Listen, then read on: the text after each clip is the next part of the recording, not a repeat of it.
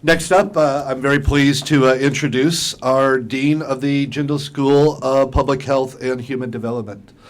This is Professor Stephen Marks. He joined us about 2 years ago, and I will acknowledge that, as Professor Rajasan says, he joined us by giving up tenure at Harvard University. So it's quite a cue.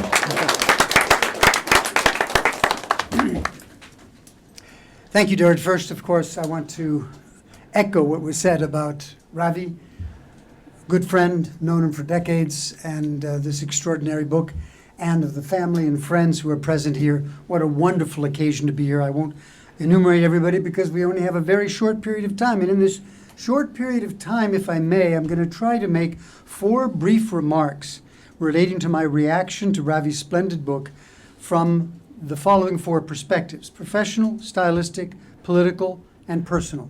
Can we do it in 4 minutes, in 5 minutes? Professionally, as a dean of a school of public health, I'm of course conscious of the clinically demonstrated benefits of mindfulness and meditation on individual health, mental health in particular, and confess that,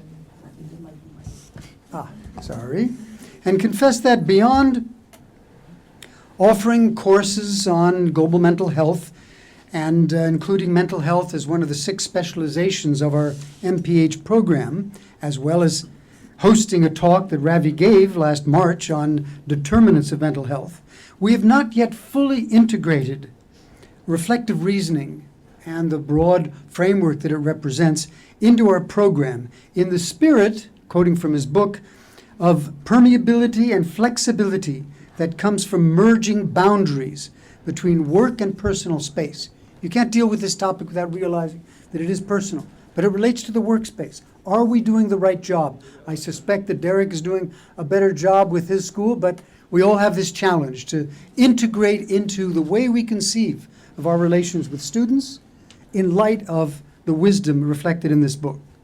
2, style. Not only does the format of 52 one-page chapters make this book accessible to wide audiences, but the use of similes, such as relating problem to rooms we can enter or exit, the bokeh effect to focus and move away from regret and self-deprecation, or the spark plug to activate behavior. This effective use of images communicates concepts that are otherwise extremely difficult to comprehend. 3rd, political. It is truly amazing that Ravi has developed and shared his insights on the basis of his experience as a psychiatrist at a military hospital, at the VA hospital in St. Louis, working with military personnel contending primarily with post-traumatic stress disorder. Of course, he has used his insights of reflective reasoning to help returning soldiers address flashbacks, nightmares, and severe anxiety, as well as uncontrollable thoughts about the traumatic events that they have experienced. But I cannot help drawing on my own youth, having a concept of peace in which the type of interior wisdom that people have would keep people away from utilizing violence, and especially armed violence, as a means of resolving problems.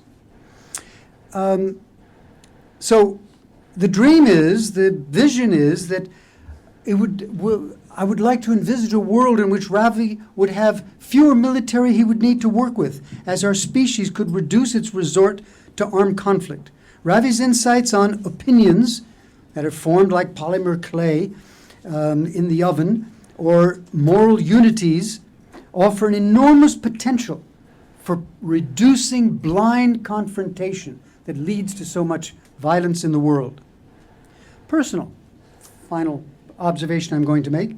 At a personal level, I confess that I love yoga, and I've absorbed intellectually the concept of mindfulness, and I try to focus on the present in deep breathing, but I have yet to cross the line to bring about the brain change when we are truly mindful.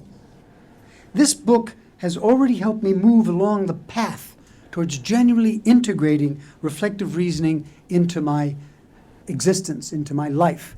And for these 4 reasons, I want to express my sincerest gratitude for Ravi for producing this magnificent book. Thank you.